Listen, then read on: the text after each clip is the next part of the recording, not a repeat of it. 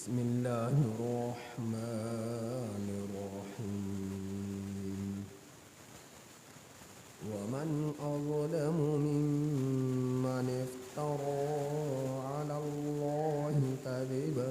أو قال أوحي إلي ولم يوحى إليه شيء ومن قال سأنزل مثل ما أنزل الله ولو ترى إذ الظالمون في غمرات الموت والملائكة باسطوا أيديهم أخرجوا أنفسكم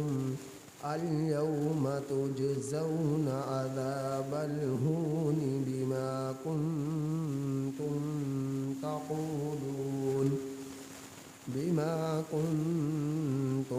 تقولون على الله غير الحق وكنتم عن آياته تستكبرون ولقد جئتمونا فرادا كما خلقناكم أول مرة وتركتم ما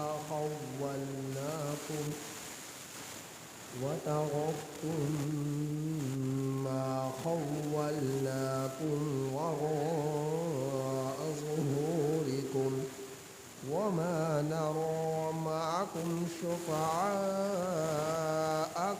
الذين زعمتم أنهم فيكم شركاء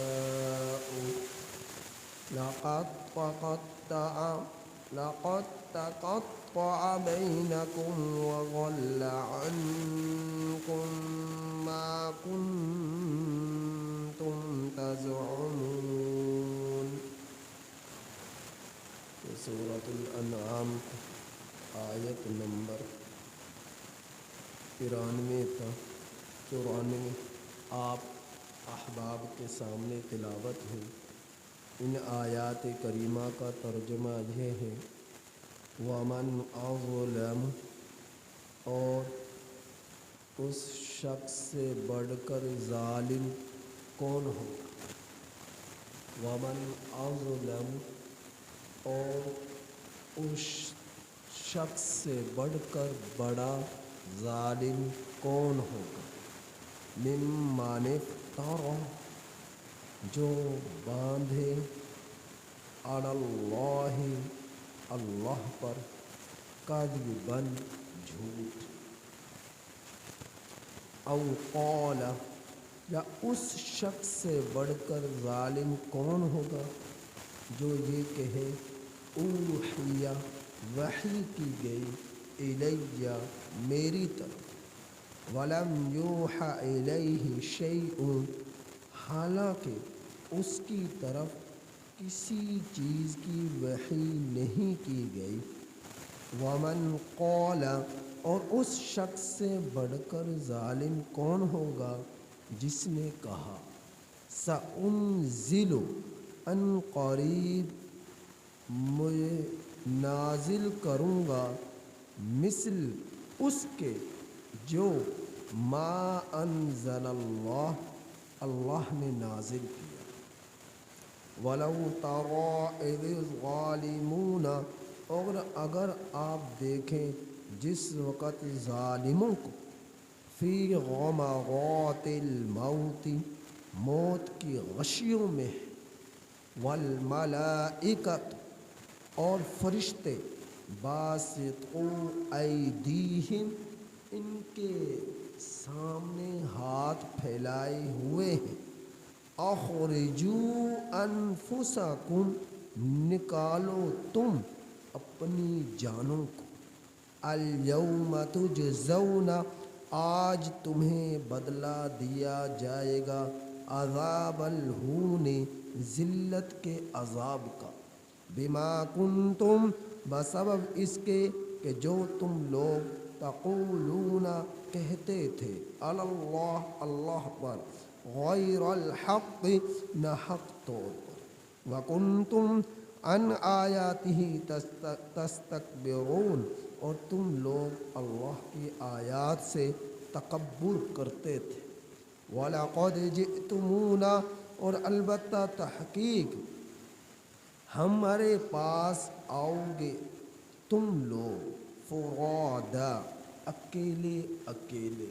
کما خلقناکم، جیسا کہ ہم نے تمہیں پیدا کیا، اول مرہ، پہلی مرتبہ، وَتَرَكْتُم مَّا خَوَّلْنَاكُمْ وَرَاءَ ظُهُورِكُمْ، اور تم نے چھوڑ دیا اس سب کو جو ہم نے تمہیں نعمتیں دی، وَرَاءَ ظُهُورِكُمْ، اپنی پشتوں کے پیچھے، وَمَا نَرَىٰ مَعَكُمْ، اور نہیں ہم دیکھتے تمہارے ساتھ، شُفَعَاءَكُمُ الَّذِينَ، تمہارے سفارشیوں کو، جن کے بارے میں زعمتم، تم نے گمان کر رکھا تھا، انہم فیکم شرکاء، کہ بے شک وہ لوگ تمہارے شریک ہیں، لقد تقطع بینکم، البتہ تحقیق تم سے وہ سب جدا ہو گئے، وضل عنکم، اور غائب ہو گئے تم سے، ما کنتم تزعمون، جن کے بارے میں تم لوگ گمان کیا کرتے تھے۔ دنیا کے اندر ظلم کی بہت قسمیں ہیں، اور دنیا کے اندر ظالم بھی بہت زیادہ ہے، جن کے ظلم کے چرچے اللہ کی دھرتی پر آباد ہیں اور مشہور ہیں۔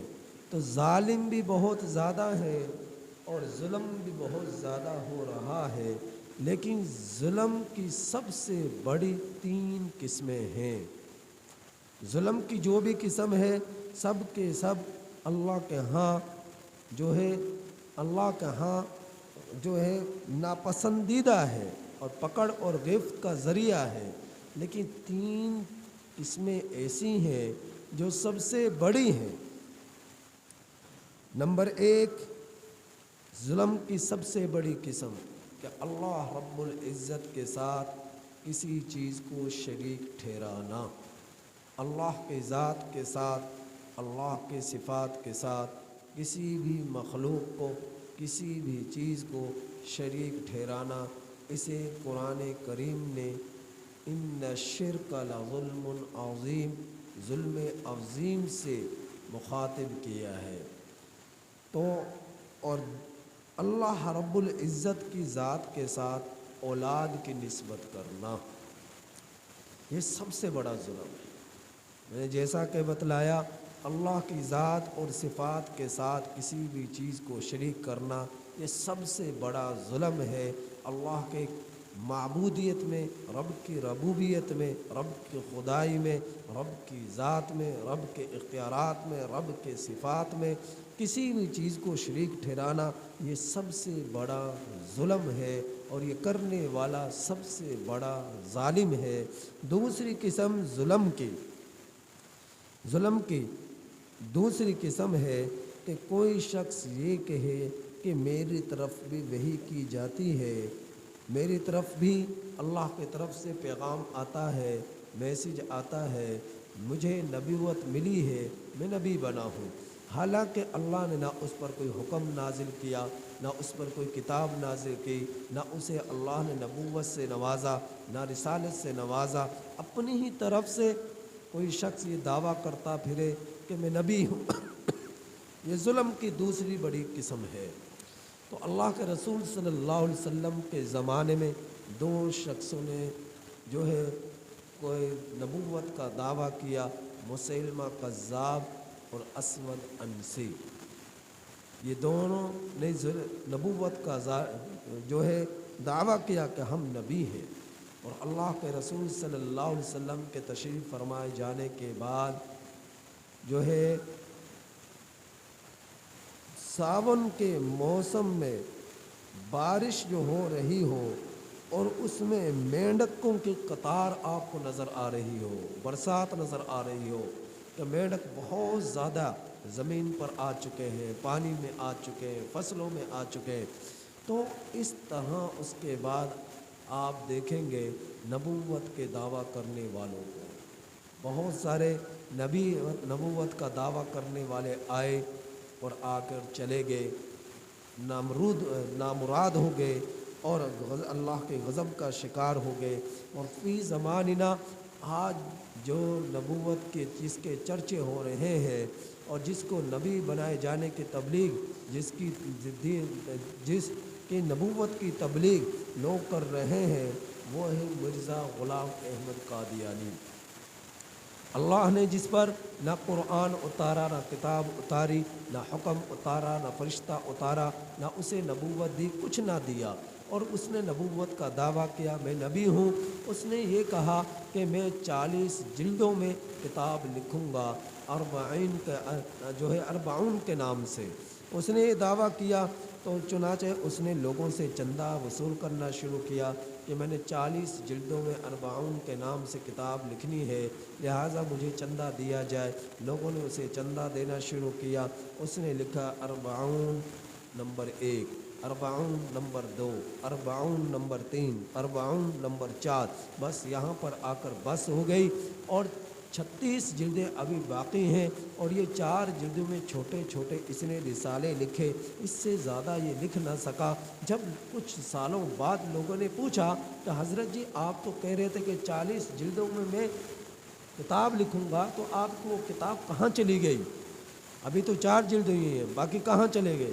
تو وہ کہنے لگا کہ ابھی تو 36 ہوئی ہے۔ تو وہ کہنے لگا کہ ان 4 کے ساتھ 0 لگا لو، 40 خود بخود ہو جائیں گی۔ تو ایسا ملعون، ایسا مردود، جس کی آج تک لوگ بڑے دھڑلے کے ساتھ تبلیغ کر رہے، نہ شہر کو چھوڑے، نہ دیہات کو چھوڑے، نہ اندرون کو چھوڑے، نہ بیرون ملک کو چھوڑے، اور حد سے زیادہ تبلیغ کی جا رہی ہے، اور اس کی نبوت کی دعوت دی جا رہی ہے۔ تو یہ جھوٹا، کذاب، ظالم، فاسق شخص تھا، جس میں عقل نہ تھی، جس میں شعور نہ تھا، جس میں حسن نہ تھا، جس میں کمال نہ تھا، جس کی جو ایک آنکھ سے کانا تھا، اور موت بھی آئی تو بیت الخلاء کے اندر آئی، تو اللہ نے نامراد کر اسے زمین سے اسے اٹھایا، اور زمین کے گڑھے میں اسے دھکیلا، تو اللہ رب العزت نے دنیا کے اندر اسے ذلیل کیا، رسوا کیا۔ تو ظالم سب سے بڑا ظلم کی دوسری قسم یہ ہے کہ جو نبوت کا دعویٰ کرے کہ میں نبی ہوں، میں نبی ہوں، تو مجھ پر بھی اللہ اسی طرح وحی بھیجتا ہے جس طرح کا دیگر پیغمبروں کے اوپر اللہ نے وحی نازل فرمائی۔ تو اللہ رب العزت فرمانے یہ سب سے بڑا ظلم ہے۔ تیسری ظلم کی قسم فرمایا وَمَنْ قَالَ سَأُنزِلُ مِثْلَ مَا أَنزَلَ اللَّهُ۔ تیسری ظلم کی سب سے بڑی قسم یہ ہے، کوئی شخص یہ کہے کہ میں بھی اسی طرح نازل کروں گا جس طرح اللہ نے نازل کیا، یعنی قرآن کریم۔ جو شخص یہ کہے کہ اللہ نے جس طرح قرآن کریم یا تورات، زبور، انجیل نازل کی، میں بھی اس طرح نازل کروں گا،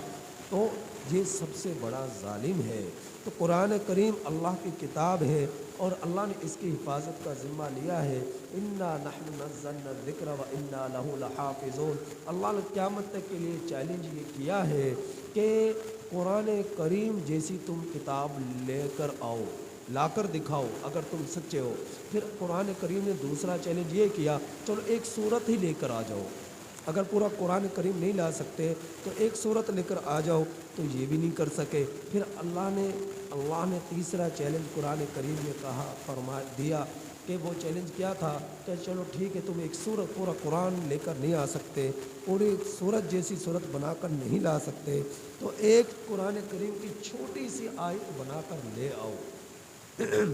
1400 سال گزر گئے، آج تک اس میں کوئی کامیاب نہ ہو سکا، نہ پورا قرآن لا سکا، نہ کوئی پوری صورت بنا کر لا سکا، نہ کوئی چھوٹی سی آیت بنا کر لا سکا۔ تو یہ اللہ کا چیلنج آج بھی ہے، قیامت تک رہے گا۔ تو قرآن کریم جیسی کتاب کوئی نہیں لا سکتا۔ تو جو شخص یہ کہے کہ میں بھی اسی طرح نازل کروں گا جس طرح اللہ نے نازل کیا ہے، تو یہ سب سے بڑا ظالم ہے۔ تو ظلم کی قسم اول یہ اللہ کے ذات اور صفات میں کسی کو شریک ٹھہرانا، ظلم کی قسم ثانی یہ کہ کوئی شخص نبوت کا دعویٰ کرے کہ مجھ پر بھی اسی طرح وحی کی جاتی ہے جس طرح اللہ رب العزت نے دیگر پیغمبروں پر وحی نازل کی، حالانکہ اللہ نے اس پر کسی بھی چیز کی کوئی وحی نازل نہ فرمائی۔ تیسری ظلم کی قسم یہ ہے کہ کوئی شخص یہ کہے کہ میں بھی اسی طرح نازل کروں گا جس طرح اللہ نے نازل فرمایا۔ میرے رب نے تینوں ظالموں کی تردید فرمائی ہے کہ میری ذات جیسی کوئی ہستی ہو نہیں سکتی، میرے اختیارات میں کوئی دوسرا شریک ہو نہیں سکتا، میں نہ میری اولاد ہے، نہ میرے بیٹے ہیں، نہ میری بیٹیاں ہیں، نہ میرا جو ہے والدین ہیں، میں کسی سے پیدا نہ ہوا، نہ مجھ سے کوئی پیدا ہوا، میں اکیلا تھا، اکیلا ہوں، اکیلا رہوں گا۔ تو اللہ رب العزت نے ساری ہی اپنے ساتھ جن لوگوں کو مخلوق میں جوڑا گیا، اللہ نے سب کی تردید فرما دی، سب کی نفی فرما دی کہ میں اکیلا ہوں۔ یہودیوں نے کہا تھا عزیر ابن اللہ، عزیر اللہ کے بیٹے ہیں۔ عیسائیوں نے کہا تھا عیسیٰ روح ابن اللہ، کہ عیسیٰ علیہ السلام اللہ کے بیٹے ہیں۔ تو اللہ نے سب کی نفی فرما دی، نہ اللہ کی اولاد ہے، نہ اللہ کے والدین ہیں، اللہ نے سب کی نفی فرمائی۔ نبوت کا سلسلہ آپ صلی اللہ علیہ وسلم تک تھا، آپ صلی اللہ علیہ وسلم دنیا سے پردہ فرما گئے اور دین اسلام، شریعت اسلام ہم لوگوں میں چھوڑ گئے، قیامت تک یہ رہے گا۔ کوئی اس کے بعد آپ صلی اللہ علیہ وسلم کے بعد نہ کوئی شریعت آئے گی، نہ کوئی کتاب نازل ہوگی، نہ کوئی نبی بن کر آئے گا۔ تو اللہ نے آپ صلی اللہ علیہ وسلم پر آ کر نبوت کا سلسلہ ختم فرما دیا، اور نبی نے فرما دیا انا خاتم النبیین لا نبی بعدی، میں آخری نبی ہوں، میرے بعد کوئی نبی نہیں آئے گا۔ اللہ نے قرآن میں فرما دیا ما کان محمد ابا احد من رجالکم ولکن رسول اللہ وخاتم النبیین، نبی کریم صلی اللہ علیہ وسلم اللہ کے رسول ہیں اور اللہ کے آخری پیغمبر ہیں۔ آپ پر ختم نبوت کا سلسلہ آ کر ختم ہو چکا ہے، تو آپ صلی اللہ علیہ وسلم کے بعد اب کسی اور نے نبی پیدا نہیں ہونا۔ پھر میرا رب فرما رہا ہے مولو ترا، یہ جو ظالم ہیں جنہوں نے اللہ پر جھوٹ کا افترا باندھا، یہ جو ظالم ہیں جنہوں نے اللہ کی طرف وحی کی نسبت کی، یہ جو ظالم ہیں جو اللہ رب العزت کے احکامات جیسے احکام لانے کا دعویٰ کرتے ہیں، قرآن لانے کا دعویٰ کرتے ہیں، یہ سن لیں ذرا اللہ کا پیغام کہ اللہ تعالیٰ فرما رہے ہیں اگر تو دیکھے جس وقت ان لوگوں کو ایک وقت ایسا بھی آئے گا جب موت ان کے قریب آئے گی، ان ظالموں کے قریب آئے گی، فی غمرات الموت، موت کی غشیوں میں ہوں گے۔ پھر فرمایا والملائکۃ باسطوا ایدیہم، فرشتے ان کی طرف اپنے ہاتھوں کو پھیلائیں گے، اخرجوا انفسکم، پھر ان سے کہیں گے کہ نکالو تم اپنی جان، نکالو تم اپنی جان۔ جب موت کی غشی میں ہوں گے، فرشتوں کو دیکھیں گے کہ فرشتے ان کی طرف ہاتھ بڑھا رہے ہیں اور ان سے کہہ رہے ہیں کہ نکالو اپنی جان۔ پیارے رسول صلی اللہ علیہ وسلم نے فرمایا جب نیک شخص کی روح کو فرشتے نکالنے کے لیے آتے ہیں تو ان سے کہتے ہیں یا ایتھا النفس المطمئنہ ارجعی الی ربک راضیۃ مرضیہ فادخلی فی عبادی وادخلی جنتی، کہ اللہ فرما رہے اے نفس مطمئنہ تو آ، نکل آ، لوٹ چل اپنے رب کی طرف اور اللہ کے نیک بندوں میں شامل ہو جا اور جنت کے اندر داخل ہو جا۔ تو اللہ تعالیٰ اس سے کہیں گے، اور پھر یہ نیک شخص جو مومن شخص کی روح ہے، جو نیک شخص ہے دنیا کے اندر اپنے رب کو راضی کرتا رہا، اس کی روح جو ہے بہت ہی آسانی کے ساتھ خوشی خوشی فرشتوں کے ہاتھوں میں، بچے کو جس طرح گود میں لیا جاتا ہے اس طرح فرشتوں کی گود میں چلی جائے گی، اور فرشتے بڑی آسانی کے ساتھ اس کی جان نکالیں گے۔ نبی صلی اللہ علیہ وسلم نے فرمایا بالکل اس طرح جس طرح بھرے ہوئے مٹکے سے پانی کو انڈیل دیا جائے، جس طرح اس سے آسانی کے ساتھ پانی نکل جاتا ہے، اسی طرح یہ نیک شخص کی روح جو ہے، مومن شخص کی روح جو ہے آسانی کے ساتھ فرشتے کی گود میں، فرشتے کے ہاتھوں میں چلی جاتی ہے، اور خوبصورت حسین و جمیل چہروں کے ساتھ، جنت کے کفن کے ساتھ، جنت کے لباس کے ساتھ، جنت کی دھونیوں کے ساتھ، جنت کے عطرات کے ساتھ، خوشبوؤں کے ساتھ اس سے لباس اور کمبل میں لپیٹ کر اور اس کی روح کو لے کر جاتے۔ تو یہ تو نیک شخص کے جان نکالے جانے کا ایک منظر اللہ کے رسول صلی اللہ علیہ وسلم نے پیش فرمایا۔ لیکن جو خبیث روح ہے، کافر کی روح ہے، مشرک کی روح ہے، بدبخت کی روح ہے، سیاکار کی روح ہے، اللہ رب العزت اس کے بارے میں فرمایا، نبی صلی اللہ علیہ وسلم نے اس کے بارے میں فرمایا، فرشتے اس سے کہتے ہیں یا ایتھا النفس الخبیثہ، اے نفس جو خبیث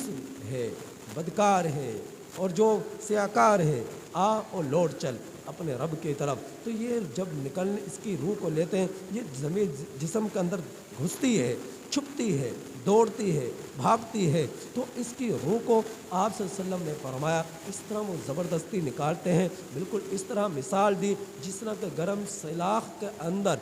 بھیگی ہوئی روح کو لپیٹ کر اسے کھینچا جائے، اسے نکالا جائے، پھٹ پھٹ کر وہ روح نکلتی ہے، اتنی شدت اور تکلیف کے ساتھ جسم سے بدکار، بے حیا، ریاکار، سیاکار کی روح جو ہے، کافر مشرک کی روح جو ہے وہ فرشتے نکالتے ہیں اور وہ چیختی ہے، چلاتی ہے، لیکن سوائے حیوانات کے کوئی اس کی پکار کو، کوئی اس کی آہ کو، کوئی اس کے رونے کو، کوئی اس کے دھونے کو کوئی نہیں سنتا، سوائے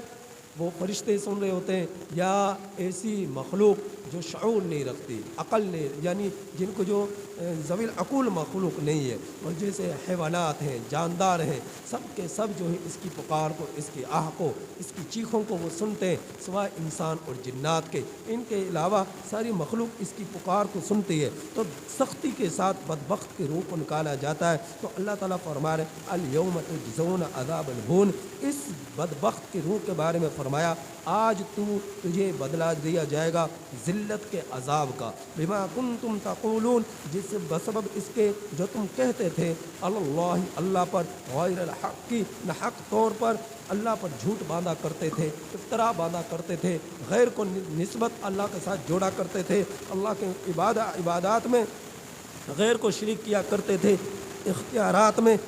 غیر کو شریک کیا کرتے تھے، فرمایا وَقُنْتُمْ عَنْ آیَاتِهِ تَسْتَكْبِرُونَ، اور تم اس کی آیات سے تکبر کیا کرتے تھے، قبول کرنے کے بجائے روگردانی کرنا، قبول کرنے کے بجائے پشت دکھانا، قبول کرنے کے بجائے غرور کرنا، تکبر کرنا۔ اللہ رب العزت نے ان کے غرور کے سبب، تکبر کے سبب، ان کے اکڑ کے سبب آج ان کو ذلت والا عذاب دے رہے ہیں کہ ان کی روح کو سختی کے ساتھ نکال رہے ہیں۔ فرمایا وَلَقَدْ جِئْتُمُونَا، البتہ تحقیق تم لوٹ آؤ ہماری طرف، تم آؤ گے ہماری طرف، فرادا، فرادا یہ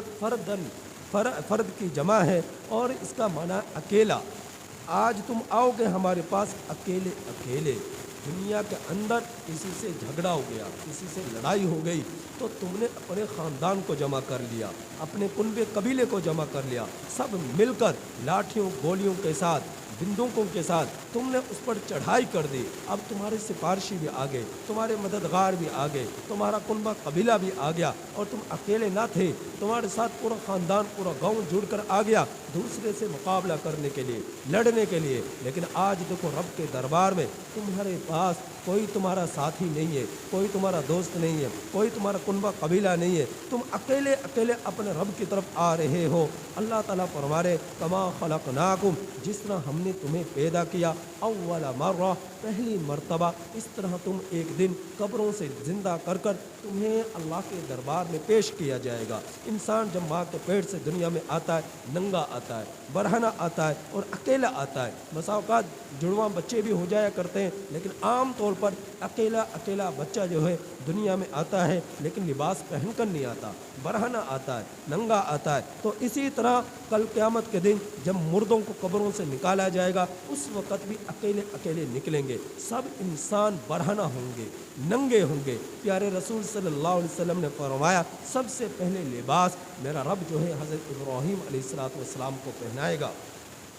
تو سب کو لباس پہنائے جائیں گے، کسی کو پہلے قدم پر، کسی کو دوسرے قدم پر، کسی کو تیسرے قدم پر، کسی کو چوتھے قدم پر، لیکن سب سے پہلے جو لباس پہنایا جائے گا وہ حضرت سیدنا ابراہیم علیہ السلام کو پہنایا جائے گا۔ اس کے بعد پیارے رسول صلی اللہ علیہ وسلم کو لباس پہنایا جائے گا۔ فرمایا کہ ابراہیم کو کیوں پہنایا جائے گا؟ فرمایا اس لیے پہنایا جائے گا کہ حضرت ابراہیم علیہ السلام کو جس وقت بیڑیوں میں جکڑ کر، رسیوں سے باندھ کر، جس وقت انہیں جو ہے آگ کا اندر پھینکا جا رہا تھا تو ان کا لباس بھی اتار لیا گیا تھا، برہنہ کر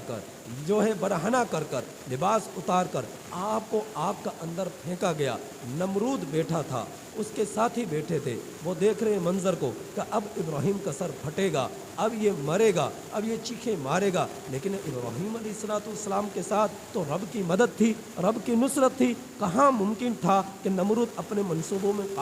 کامیاب ہو سکے؟ تو وہی آگ جو بھڑک رہی تھی، جو جھلس رہی تھی، جس کی جو ہے شعاع آسمان کو چھو رہی تھی، اسی آگ میں جب ابراہیم خلیل اللہ علیہ الصلوۃ والسلام جاتے ہیں تو میرا رب فرماتا ہے اے آگ یا نار رکونی بردوں و سلامہ، تو ٹھنڈی ہو جا، سلامتی والی ہو جا، ایسی سلامتی والی، نہ اتنی ٹھنڈی کہ سردی محسوس ہو، نہ اتنی گرم کہ گرمی محسوس ہو۔ اب حضرت ابراہیم علیہ الصلوۃ والسلام آگ میں جانے کے بعد یوں پھر رہے جس طرح کے اندر جس طرح کے ایک باغیچے کے اندر، باغ کے اندر خوشگوار موڈ میں کوئی شخص پھرا کرتا ہے۔ تو حضرت ابراہیم علیہ الصلوۃ والسلام سے جب پوچھا گیا اے ابراہیم خلیل اللہ، آپ کی زندگی کے سب سے بہترین لمحات کون سے ہیں؟ تو حضرت ابراہیم علیہ الصلوۃ والسلام نے فرمایا جو مجھے آگ میں جس وقت مجھے ڈالا گیا اور میرے آگ میں ڈالے جانے کے ایام سے بڑھ کر مجھے زندگی کے کوئی ایام محبوب نہ تھے۔ فرمایا وہ کیوں؟ فرمایا اس لیے کہ جب مجھے آگ میں ڈالا گیا میرا رب روزانہ مجھ سے پوچھتا کہ ابراہیم بتا تو صحیح تیرا کیا حال ہے، تیرے کیا حال ہے، تیری کیسے طبیعت ہے۔ اللہ میرا حال دریافت کیا کرتے تھے۔ تو مجھے زندگی میں جتنے محبوب ترین وہ لمحات مجھے محبوب ہیں، وہ زندگی کے کسی اور موقع کے لمحات مجھے اتنے محبوب نہیں، یادگار نہیں۔ تو حضرت ابراہیم علیہ الصلوۃ والسلام کو برہنہ کر آگ میں ڈالا گیا، آگ میں پھینکا گیا۔ تو کل قیامت کے دن جب مردوں کو قبروں سے زندہ کیا جائے گا، قبروں کو کھیڑا جائے گا، سب کے سب لوگ برہنہ ہو کر قبروں سے نکلیں گے، اس وقت سب سے پہلے جس کو لباس پہنایا جائے گا وہ حضرت ابراہیم خلیل اللہ علیہ الصلوۃ والسلام ہوں گے۔ تو فرمایا وَتَرَكْتُم مَّا خَوَّلْنَاكُمْ وَرَاءَ ظُهُورِكُمْ، اور تم چھوڑ آئے اس سب کچھ کو جو ہم نے تمہیں نعمتیں دی، اپنے پیچھے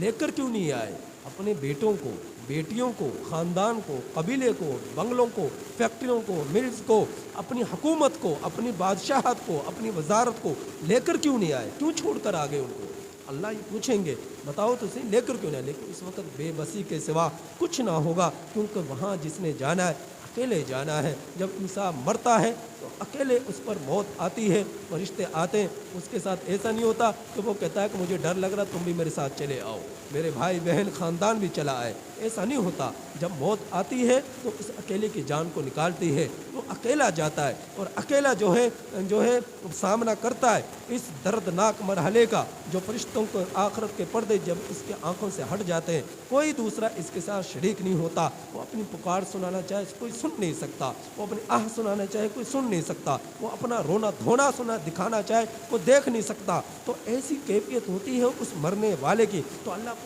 پوچھیں گے بتا تو صحیح تو لے کر کیوں نہیں آیا اس سب کچھ کو جو تم اپنے پیچھے جو ہے چھوڑ کر آیا ہے۔ وما نرى معكم شفعاءكم الذين، اور ہم نہیں دیکھ رہے تمہارے ساتھ تمہارے سفارشیوں کو۔ دنیا کا اندر تمہارے جھگڑے ہوتے ہیں، تم نے کوئی کام کرانا ہوتا ہے، تم اپنے سفارشی اپنے لیے پیدا کر لیتے ہو، کہیں سے تلاش کر لیتے ہو، اپنی سفارشیں کروا کر اپنے کام پورے کروا لیتے ہو۔ آج وہ تمہارے سفارشی کہاں چلے گئے؟